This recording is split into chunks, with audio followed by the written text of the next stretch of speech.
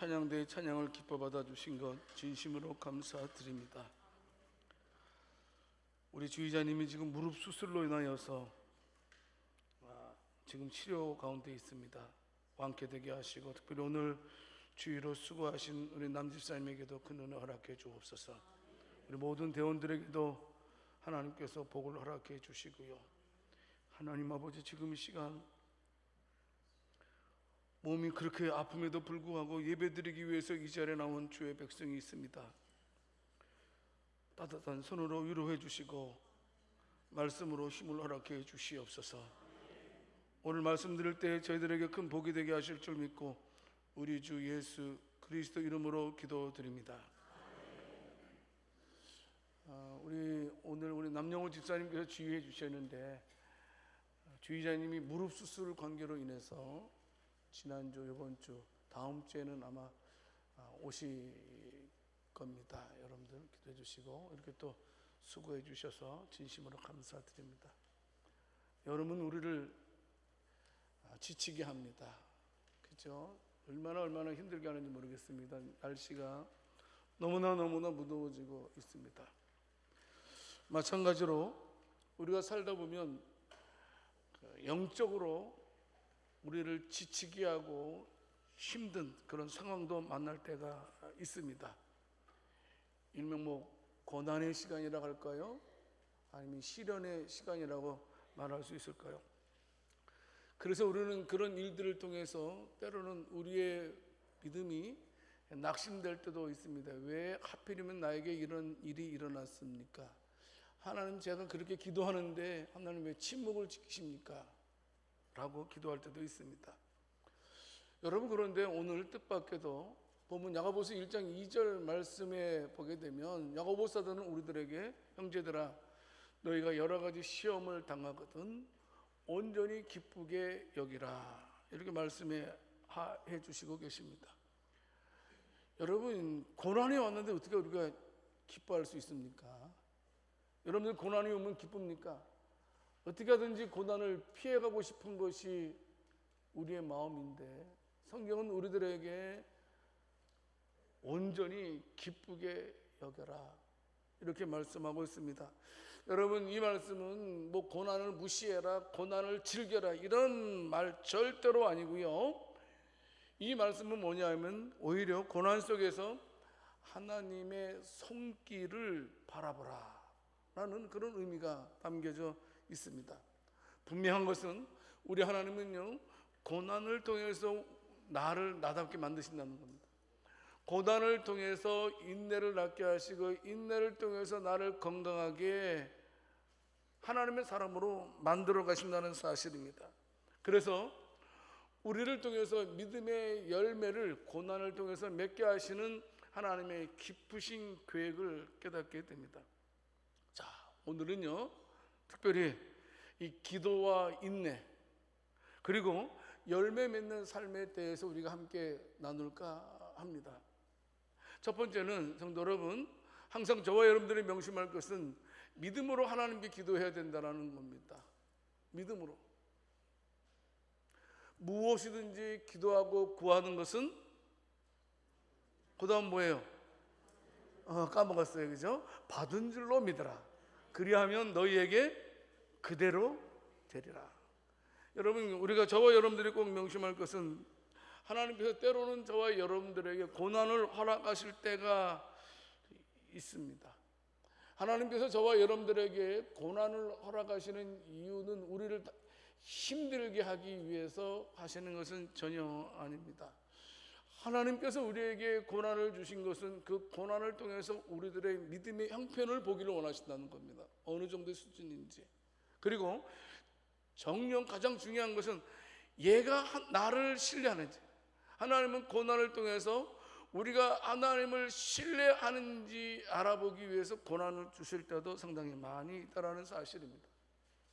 야고보 사도는 이 고난의 시간을 믿음의 시련의 시간이다, 이렇게 말씀을 해주고 있습니다. 분명한 것은 이 시련은요, 저와 여러분들의 믿음을 무너뜨리기 위해서 주시는 것이 아니고, 말씀드렸듯이 저와 여러분들을 강건하기 위해서, 힘 있는, 근력 있는, 힘 있는 성도로 만들기 위해서 하나님께서 주시는 시간이라는 사실입니다.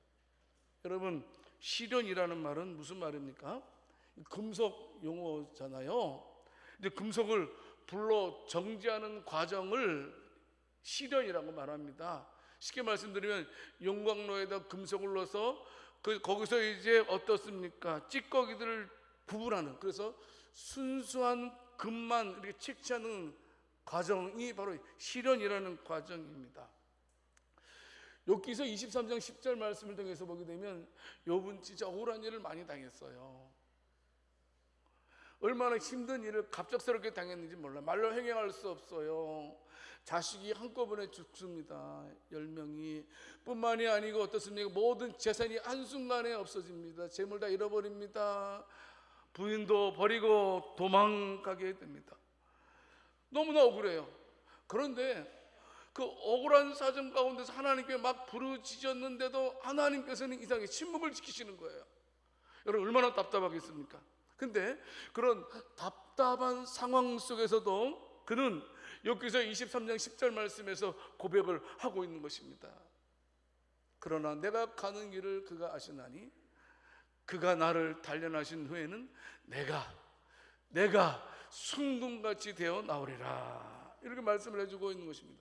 하나님께서 저와 여러분들을 불 가운데 두시는 그 이유는 저와 여러분들을 불태워서 없애버리기 위함이 아니고 저와 여러분들의 믿음을 정결하기 위해서 하시는 과정이라는 사실입니다.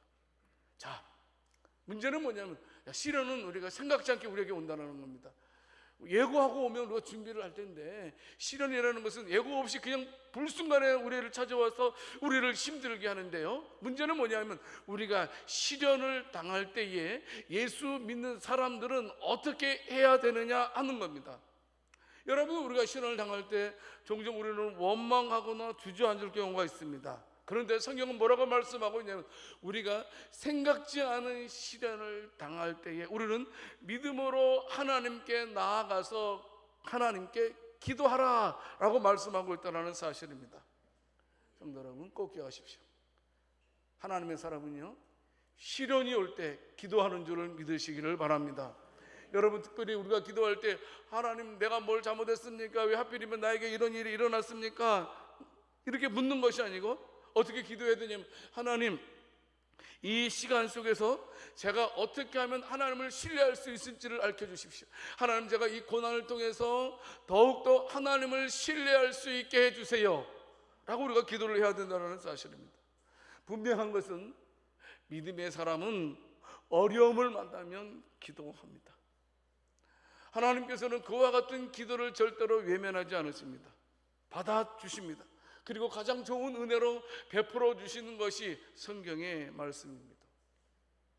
우리들은 힘들고 어려울 때 기도하고 있습니까? 출애굽기 14장에 보게 되면 이스라엘 백성들이 하루아침에 천국과 지옥을 경험하게 됩니다. 하나님의 은혜로 이스라엘 백성들이 애굽에서 10가지의 재앙을 통해서 이스라엘 백성들이 하나님의 은혜를 경험하고 애굽에서 나오게 됩니다. 근데 나오자마자 무엇이 부딪힙니까? 홍해에 부딪히게 됩니다. 큰일 났습니다. 앞으로 갈 수도 없습니다. 뒤에는 바로의 군대들이 죽이려고 막 지금 달려들고 있는 상황에 있습니다. 그런 상황을 보고 출애굽기 14장 11절 말씀을 통해서 보게 되면 이스라엘 백성들은 어떻습니까? 시련을 만나면 기도해야 되는데 시련을 만나니까 모세를 원망을 하게 됩니다. 애굽에 매장지가 없어서 당신이 우리를 이끌어내어 이 광야에서 죽게 하느냐? 어찌하여 당신이 우리를 애굽에서 이끌어내어 우리에게 이같이 하느냐 하면서 원망을 하게 됩니다. 그러나 그때 모세는 어떻습니까? 백성들에게 출애굽기 14장 13절에서 14절 말씀에서 믿음의 말을 선포하는 것을 보게 됩니다. 너희는 두려워하지 말고 가만히 서서 여호와께서 오늘 너희를 위하여 행하시는 구원을 보라. 너희가 오늘 본 애굽 사람을 영원히 다시 보지 아니하리라. 여호와께서 너희를 위하여 싸우시리니 너희는 가만히 있을지니라. 성도 여러분, 모세도 똑같이 앞이 보이지 않았습니다. 하지만 모세가 택한 것은 하나님의 신실하심을 믿고 하나님께 기도했다라는 사실입니다. 그가 하나님께 부르짖었을 때 하나님께서는 홍해를 갈라주시고 이스라엘 백성들은 마치 그 홍해를 마른 땅처럼 건널 수 있었습니다. 믿음은 환경을 보는 것이 아니고 하나님의 능력을 신뢰하고 무릎을 꿇는 게 믿음입니다. 여러분, 모세는 분명히 모세에게도 두려움의 자리에 있었을 거라고 생각됩니다. 모세는 분명히 두려움의 자리에서 기도를 선택했다는 겁니다. 하나님은 그 기도를 들으시고 모세에게 구원의 길을 열어주신 것입니다. 성도 여러분, 저와 여러분들은 얼마나 기도의 힘을 믿고 있습니까? 우리는 얼마나 기도의 능력을 믿고 있습니까? 19세기에 유명한 설교가가 한 명 등장하게 됩니다. 바로 그 사람의 이름은 스폴전이라는 분입니다. 이분은 세계 역사상 설교 잘하기로 손가락 안에 들어가는 분이십니다. 여러분, 사진은 좀 나이 들어 보입니다. 그런데 이분이 어느 때부터 쓰임받냐면 나이 20살 때부터 쓰임받습니다. 20살 때부터 목사가 되어서 하나님의 말씀을 전했을 때 수천 명의 사람들이 회개하고 돌아오는 것을 많은 사람들이 목격했습니다. 많은 사람들은 궁금했습니다. 아니, 저렇게 젊은 목사님이 어떻게 그토록 큰 능력과 권세가 있는가요? 그래서 이제 그것에 대해 궁금하던 사람들이 스폴전 교회 목사님의 교회를 방문하게 됩니다. 지금은 말하면 탐방이라고 할 수 있겠죠. 예배 시작하기 전에 스폴전 목사님은 그들을 맞으면서 조용히 말하겠습니다. 우리 교회가 이렇게 힘 있는 것, 그 이유가 뭔지 알려줄까요? 보여드릴까요?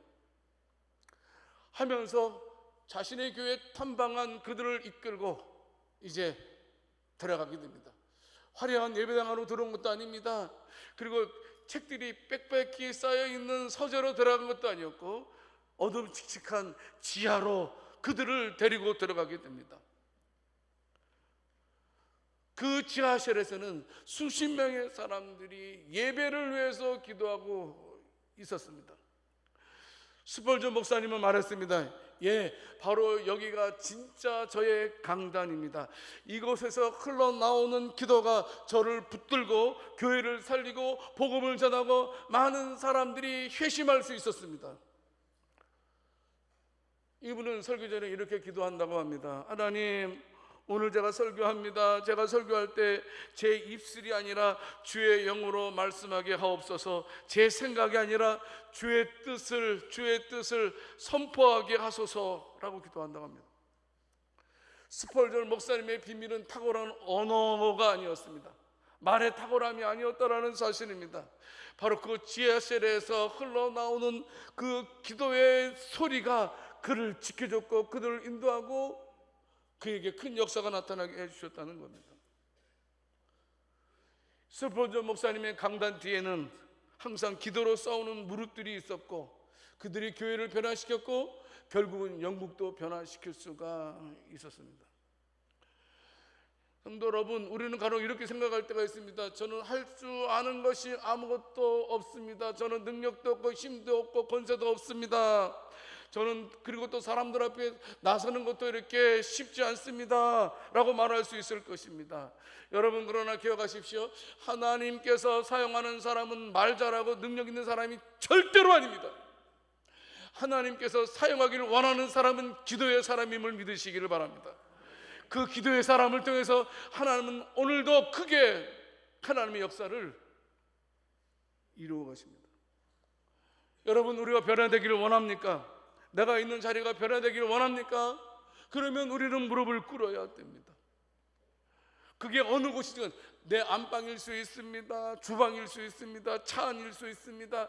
하여튼 중요한 것은 우리가 하나님께 기도해야 한다는 사실입니다. 그럴 때 하나님께서 일하십니다. 지금 저와 여러분들에게 필요한 것은 무엇입니까? 말의 능력이 아닙니다. 논리가 아닙니다. 똑똑함이 아닙니다. 우리에게 필요한 것은 무릎의 능력입니다. 하나님은 오늘도 기도의 사람을 통해서 일하십니다. 저와 여러분의 기도가 우리의 영적 동력실이 될 수 있기를 살아계신 주님의 이름으로 축원합니다. 여러분 믿으십시오. 저와 여러분들이 무릎을 꿇을 때마다 하나님께서 우리 영혼에 숨을 불어넣으시는 줄을 믿으시기를 바랍니다. 기도로 시작하고 기도로 살아가며 기도로 승리하는 믿음의 사람들이 다 될 수 있기를 살아계신 주님의 이름으로 축원합니다. 두 번째로 성도 여러분, 반드시 기도를 통해서 하나님의 응답이 있다라는 사실을 믿으시기를 바랍니다. 지난 주간에도 말씀을 드렸습니다. 믿음으로 기도하고 기도한 것은 하나님의 응답이 있다라는 사실을 말씀을 드렸습니다. 무엇이든지 기도하고 구하는 것은 또 까먹었습니다. 받은 줄로 믿으라. 그리하면 너희에게 신통합니다. 일주일 만에 잊어버리니까, 그죠? 그대로 되리라. 여러분, 기도는요 단순하게 내 문제를 하나님께 말하는 시간만은 아닙니다. 기도에서 더 중요한 것은 내 삶을 드리는 시간이 어떤 면에서 기도의 시간입니다. 기도는 이제까지 나는 다 할 수 있어, 내가 못하는 것이 무엇이 있어 하면서 고만했던 나의 마음을 내려놓고 하나님께서 일해 주셔야 됩니다, 하나님께서 일해 주셔야지만 됩니다라고 마음의 문을 여는 것이 기도입니다. 어떤 면에서 중요한 것은 나를 내려놓는 것이 바로 기도입니다. 야고보서들은 야고보서 1장 4절 말씀에서 이렇게 말씀을 하고 있습니다. 인내를 온전히 이루라 라고 말씀해 주고 있습니다. 여기서 인내를 온전히 이루라는 말씀을 반드시 결실을 맺어야 된다, 완성되게 하라라는 그런 의미를 가지고 있습니다. 여러분, 우리가 기도하며 우리는 기다리고 있습니다. 기다릴 때가 많이 있지 않습니까? 그런데 그 기다리는 시간이 단순하게 우리가 고통의 순간을 참고 있는 시간만은 아니라는 겁니다. 우리가 기도하고 기다릴 때 하나님께서는 저와 여러분들을 빚으시는 과정이라는 사실입니다. 하나님께서는 우리의 기도를 들으시고 그 기도를 통해서 하나님의 뜻을 완성해 가십니다. 여러분, 우리는 기도를 간혹 저와 여러분들이 내가 원하는 것을 얻기 위해서 하나님을 설득시키는 시간으로 생각할 때가 많이 있습니다. 여러분, 아닙니다. 더 중요한 것은 하나님이 원하시는 것을 내 안에 심는 것이 기도입니다. 내가 원하는 것을 하는 것이 아니고 하나님이 원하는 것을 하려고 할 때 하는 것이라는 사실입니다. 그럴 때 응답이 찾아온다는 사실입니다. 여러분, 꼭 명심하십시오. 믿음의 사람들은 기도하고 응답받는 줄을 믿으시길 바랍니다. 여러분, 역대기상하는요 유대인들에게 굉장히 좋은 성경입니다. 여러분, 역대상에는 1장에서 4장까지 무엇이 기록되어 있죠? 족보가 기록되어 있어요. 누가 누구를 낳고 누가 누구. 여러분, 족보 읽을 때 여러분 기분 좋아요, 안 좋아요? 기분이 좋죠, 그죠? 그래서 성경을 딱 덮지 않습니까? 근데 유대인들은 달라요. 유대인들은 우리의 조상이 다 기록되어 있잖아요. 내 아버지가 누구고, 우리 아버지 누구, 조상은 누구이고, 그 조상을 통해서 하나님의 은혜가 나한테까지 왔다 그래 생각하기 때문에 유대인들이 족보를 대할 때는 마음에 감격이 있습니다. 여러분, 그런데요 역대상을 보게 되면 족보들로 이름들이 많이 기록되어져 있는데 그중 한 사람의 이름 앞에서 성경의 흐름이 싹 바뀝니다. 누구냐면 야베스라는 사람입니다. 역대상 4장 9절 말씀을 통해서 보게 되면 야베스는 그의 형제보다 귀중한 자라. 그의 어머니가 이름하여 이르되 야베스라 하였으니 이는 내가 수고로이 낳았다 함이었더라. 쉽게 말해서 야베스라는 이름의 뜻은 뭐예요? 고통이라는 뜻입니다. 여러분, 이 야베스는 어떻습니까? 날 때부터 고통 속에서 났습니다. 엄마를 힘들게 하든지 태어날 때 본인도 얼마나 힘들었는지 모릅니다. 그래서 이 야베스는 고통이라는 꼬리표를 달고 살았습니다. 여러분, 생각해 보시죠. 여러분들이 나를 부를 때 행복아라고 부르는 게 좋아요, 고통아라고 부를 때 하는 것이 좋겠어요? 어느 게 좋겠어요? 한번 옆 사람들 한번 해보세요. 한번. 행복아라고 그러잖아요. 행복아. 근데 야베스는 어렸을 때부터 어떤 소리를 듣고 자랐어요? 고통아. 그러니까 얼마나 스트레스 많이 받았는지 몰라요. 이게 완전히 이 야베스는 어렸을 때부터 낙인 찍힌 사람이었습니다. 저놈은 되는 일이 하나도 없는 놈이야. 저놈은 처음부터 끝까지 고통이야. 하지만 성도 여러분, 야베스는 그 이름 뜻대로 살기를 거부하게 됩니다. 그는 자신의 인생을 이름의 운명에 걸지 않았습니다. 그는 하나님께 기도하게 됩니다. 이제까지 내가 그렇게 살아왔지만 역대상 4장 10절 말씀을 통해서 보게 되면 이렇게 기도하고 있습니다. 야베스가 이스라엘 하나님께 아뢰어 이르되 주께서 내게 복을 주시려거든 나의 지역을 넓히시고 주의 손으로 나를 도우사 나로 환난을 벗어나 내게 근심이 없게 하옵소서 하였더니, 이렇게 기도를 하게 됩니다. 야베스는 단순히 문제를 토로한 것이 아니고 하나님 제 인생에 개입해 주세요 기도한 것입니다. 하나님, 저는 이제까지 상처뿐인 인생이었습니다마는 하나님께서 내 인생에 개입하셔서 저를 구원해 주십시오 라고 기도하고 있는 것입니다. 여러분 보세요. 마지막에 볼까요? 없게 하옵소서 하였더니 그 다음 뭐예요? 시작.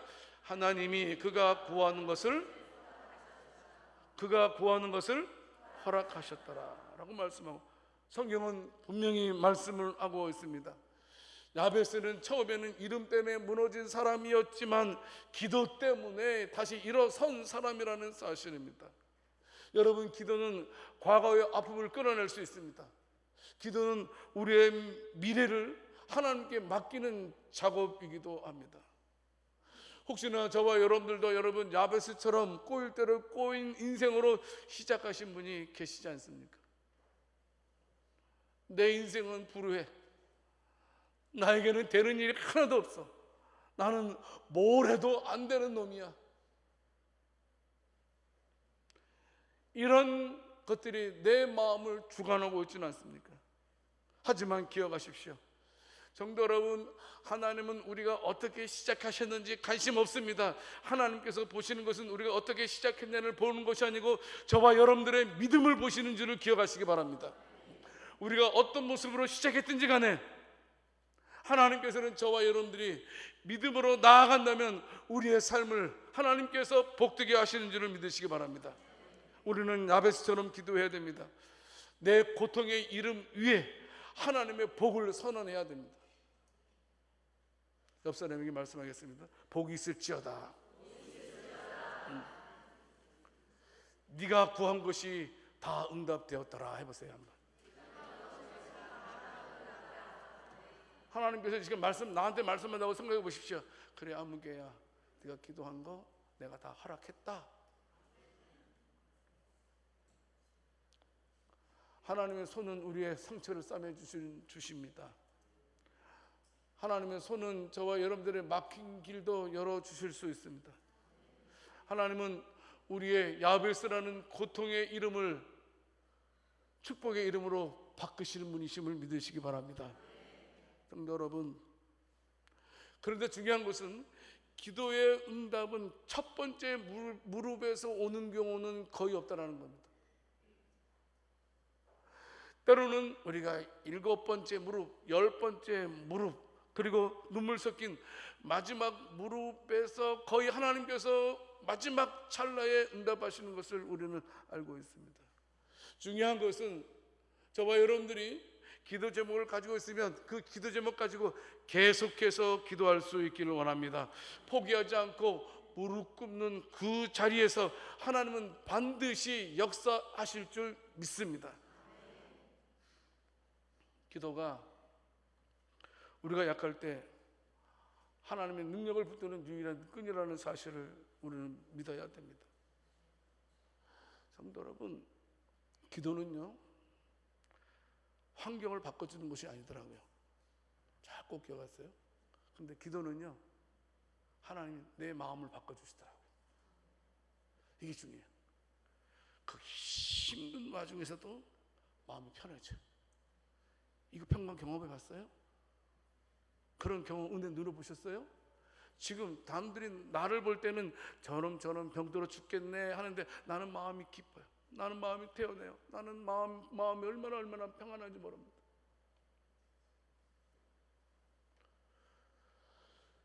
초대교회 시대 때 제3세기경에 그때는 로마 제국이 기독교를 엄청나게 핍박하지 않았습니까? 그때에 한 젊은 여성도가 있습니다. 페르페투아라는 젊은 여인이 있었습니다. 이 여인은 예수님을 믿는다는 이유로 감옥에 갇히고 그리고 또 순교형을 선고받게 됩니다.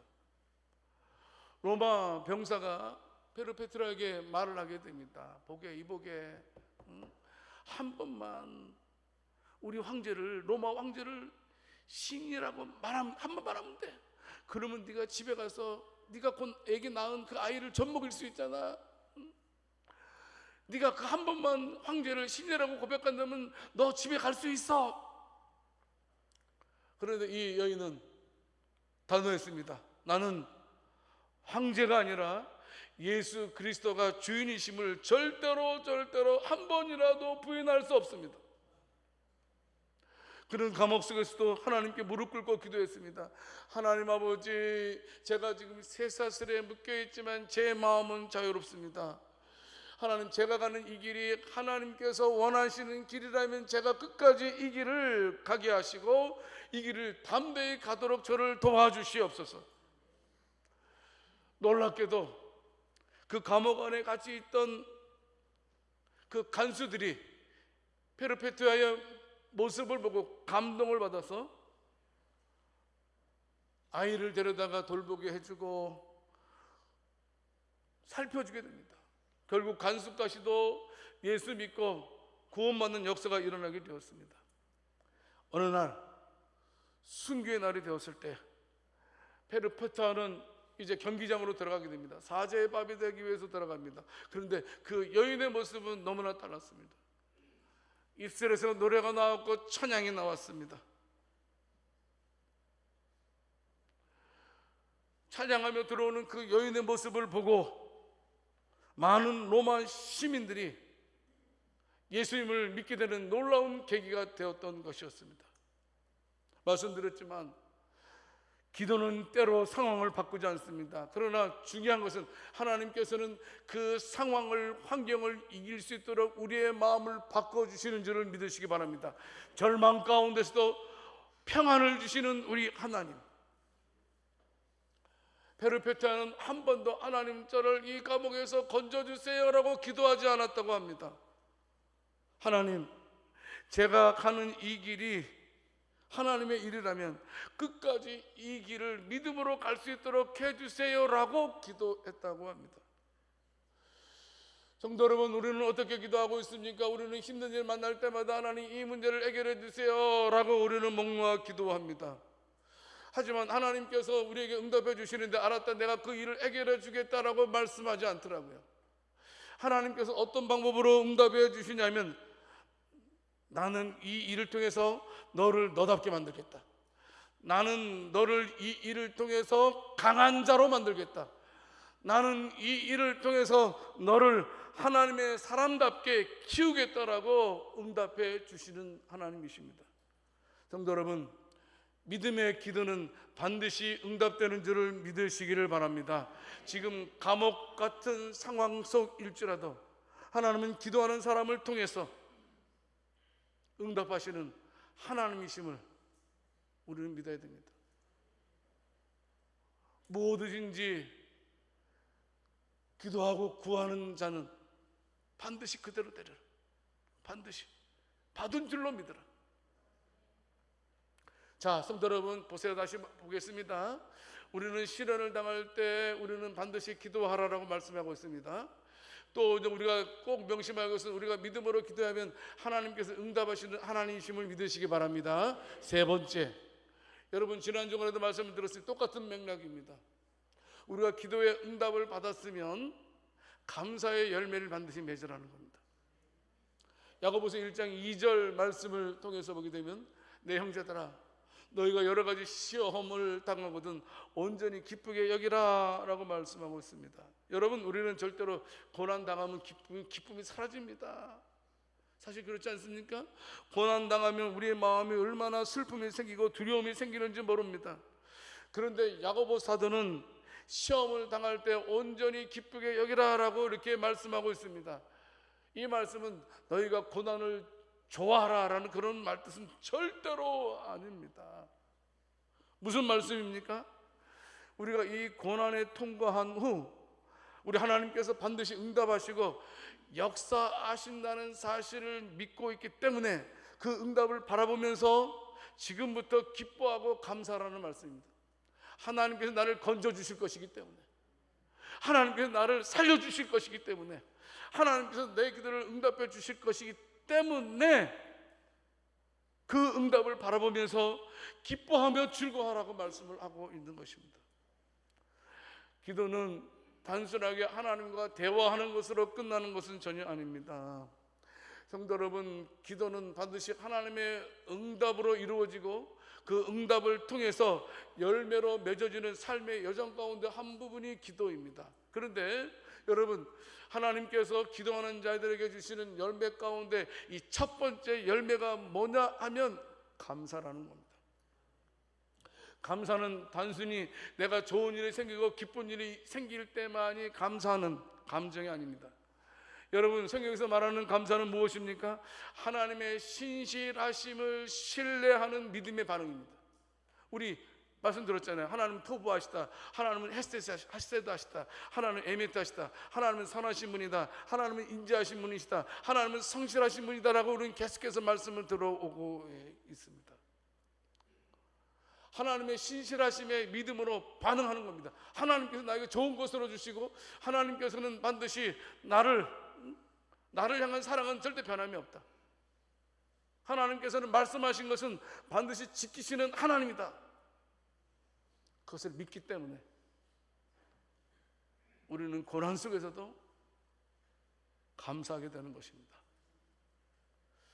사도행전 12장을 보게 되면 베드로가 복음을 전하다가 헤롯 왕에게 잡혀서 감옥에 갇히는 사건이 기록되어져 있습니다. 야고보 사도는 이미 순교를 당했습니다. 베드로도 이제 내일이면 순교를 당하는 그런 처지입니다. 그런데 사도행전 12장 5절 말씀을 통해서 보게 되면 어떻습니까? 베드로가 옥에 갇혔을 때 온 교회는 그를 위해서 간절히 하나님께 기도했다라고 말씀해 주고 있습니다. 한밤중 베드로는 두 군사 사이에서 사슬에 묶여서 깊이 잠들어 있었는데 그 순간 주의 천사가, 주의 사자가 나타나서 베드로를 구출하는 장면이 기록되어져 있습니다. 사슬이 풀어집니다. 철문이 덜커덩하면서 저절로 열렸습니다. 베드로는 사형장에서 하나님의 기적 같은 손으로 탈출을 하게 됩니다. 놀라운 것은 그가 풀려나서 어떻습니까? 마가의 다락방, 기도하는 장소로 달려가게 됩니다. 노크를 하게 됩니다. 그때 로데라는 소녀가 나와서 이제 들어보니까 베드로였습니다. 얼마나 놀랐겠어요. 문을 열어주면 되는데 문을 열어주지도 않고 다시 들어가서 제자들에게 말합니다. 베드로가 문 앞에 계십니다. 사람들은 처음에는 믿지 않았습니다. 하지만 그 놀라운 기도의 응답 앞에 모두 놀라면서 하나님께서 우리 베드로 사도를 구출해 주셨습니다라고 감사하며 영광을 돌렸습니다. 성도 여러분, 교회의 기도는 응답되었습니다. 옥문이 열리고 쇠사슬이 끊어졌습니다. 그 사건은 단순하게 기도했더니 한 사람이 구원받았다라는 것으로 결론 짓지 않습니다. 온 교회가 응답하신 하나님께 감사와 영광을 돌리는 은혜의 사건으로 여기고 있다는 것이 더 중요한 것입니다. 우리도 마찬가지입니다. 성도 여러분, 저와 여러분들의 기도는 우리 교회를 살리고 우리 가정을 살리고 우리 나라를 살릴 줄 믿습니다. 하나님의 역사의 시작이 뭐냐 하면 우리의 기도라는 겁니다. 기도 안 하면 안 됩니다, 여러분. 절대로. 그리고 하나님께서 응답해 주셨다면 우리는 하나님 앞에 더 뜨겁게 감사한 삶을 우리가 살아야 한다는 사실입니다. 여러분, 혹시나 베드로가 옥에 갇혔던 것처럼 옥에 갇혀 있는 사람이 혹시 있지는 않습니까? 건강 때문에, 막힌 직장 때문에, 굳게 닫힌 마음 때문에 힘들어 하시는 분이 계십니까? 그렇다면 기도하십시오. 그리고 하늘의 때에 문이 열릴 때에 하나님께 감사할 수 있는 여러분들이 될 수 있기를 원합니다. 성도 여러분, 우리는 이렇게 기도하면서 살아가야 됩니다. 하나님, 때로 기도한 대로 응답되지 않아도 감사하겠습니다. 왜냐하면 주님의 뜻이 더 크고 선하심을 믿고 있기 때문입니다. 응답받는 일에는 찬양으로, 응답을 기다리는 일에는 인내로, 그리고 모든 일에는 감사로 하나님 앞에 나가겠습니다 라고 기도할 수 있기를 원합니다. 우리들은 기도로 시작해서 감사로 결론을 지어야 한다는 사실입니다. 성도 여러분, 말씀을 맺겠습니다.